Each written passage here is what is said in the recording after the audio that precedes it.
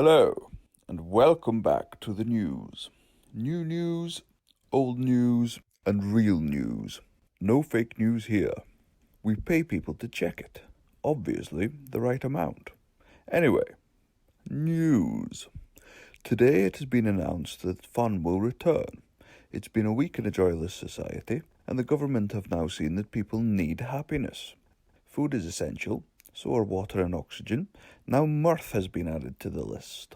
Suicides were up 70%. Bestiality rose. We don't have figures for bestiality. You can't hide your own suicide, but unfortunately, animals cannot point to a doll's no-no zone. Indoor crime rose to impressive new heights. Well done, indoor crime. You reached new heights, you plucky endeavour. These facts have underlined the need for action. Now, we all know that we can overload ourselves with joy until we start vibrating like a fusion reactor that's about to blow. As such, the government are rolling it out in waves. The first wave is sport. Sport brings joy to millions of people, and despair to the opposite millions, and a fair amount of gloom to those who don't like sport. Some sports will be permitted, where changes work. Others will be banned indefinitely. Nothing can go wrong with that. The first sport to return is football.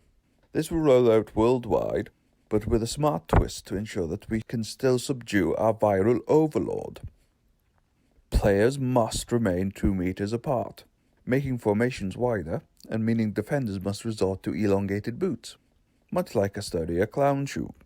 Fans must also remain 2 meters apart, leading to half-full stadiums and stop-and-start Mexican waves. That's the real travesty here. The loss of people making movements with their arms to signify joy. It's a crying shame. So that's football fixed. Well done. The next permitted sport is tennis. The repetitive back and forth with weird noises is somehow enjoyed by millions. Now, the issue here is not distance. Crowds across all sports will observe the same measures carried out in football. The issue in tennis is ball contact. So how do we stop viral contaminants attaching themselves to the racket and ball? Hazmat suits. All players must wear a hazmat suit. We're already beginning to see variations. Some players have begun decorating their suits. One tennis all-star bedazzled their suit with diamonds, leading to a battle of being blinded by the sun versus melting in a suit. A true grudge match for the ages.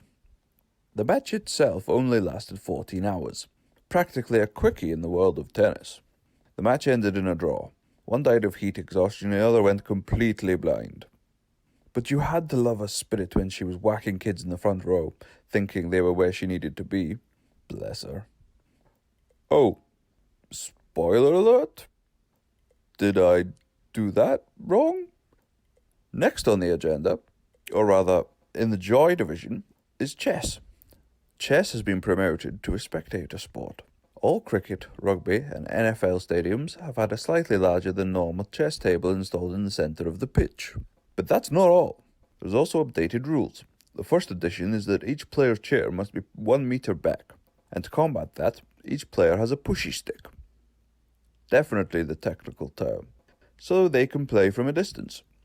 How can they see the board clearly from a distance? I hear you think. Drones.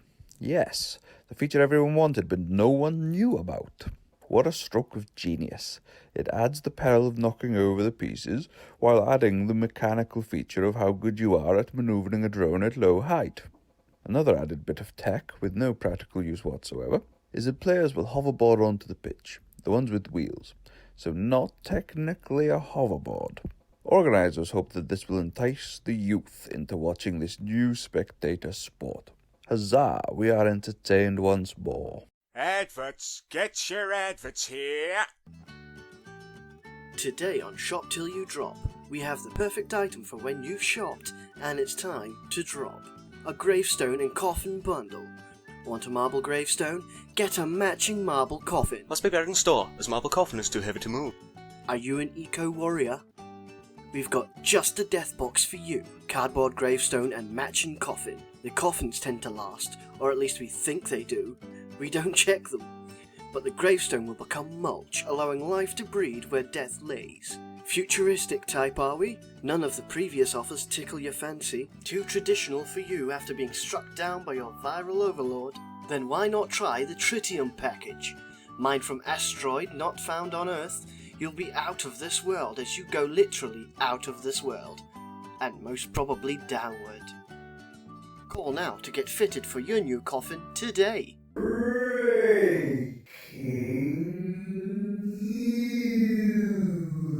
Justin, sport has become a literal battlefield.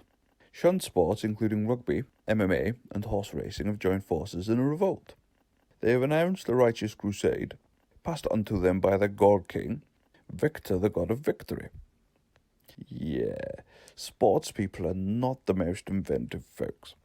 The chess god, on the other hand, is completely unpronounceable and nigh on impossible to understand, unless you are a quantum computer.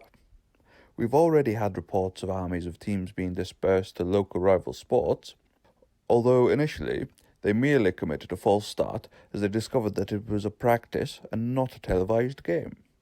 They apologised and explained that they didn't want bloodshed if it wasn't broadcast for profit.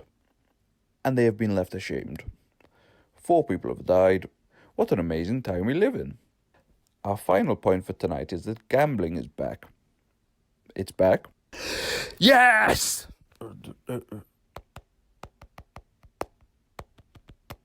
I can win their respect back.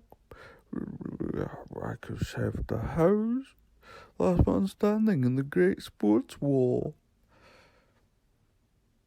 As it turns out, since money means nothing anymore, gambling is operating on a barter system. 2 chickens equal 20 quid, a cow is 40, and as it turns out, the kids are worth £1,000.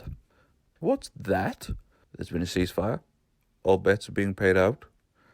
I didn't even notice a ceasefire option. Oh shit, the kids! Yeah!